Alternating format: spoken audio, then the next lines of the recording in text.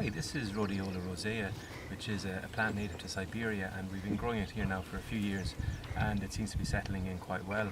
These plants we planted in this time last year, and we would have kept the plants in pots inside the python over winter in their first year because it's susceptible to dying off if they get too much moisture. So they're done really well now. They've just come up in springtime, and you can see all the flowering heads here just about to open, and thousands of seeds will come out of these plants.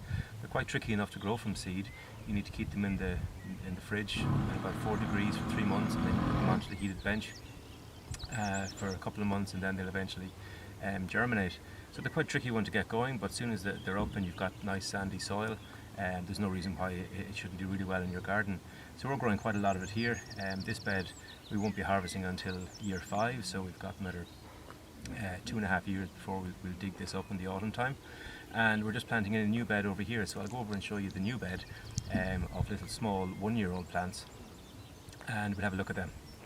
Okay, so these are little 1-year-old plants. We would have germinated these about a year ago on the heated bench, and then kept them inside for the winter time so they don't get too wet, and then as soon as they start to pop up in springtime, we plant them out. So what we're doing with the root ball here is just we're teasing the roots out, just so that it doesn't take on the shape of the pot when it grows in the ground, and that'll just encourage the plant to grow bigger and stronger. And by doing this, you're encouraging the roots to spread out, otherwise they'll just go around in circles if you don't do this.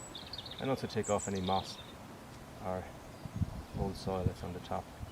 And you're left with something like this, which is ready to be planted in the ground. So we just need a small hole. Pop that in there so it's level with the soil. You don't want to bury the root part, it's actually a tendency to rot, especially in Ireland as the climate's a little bit damper than where it is in Siberia. And that's it, and then you water it in and you leave it there for 5 years.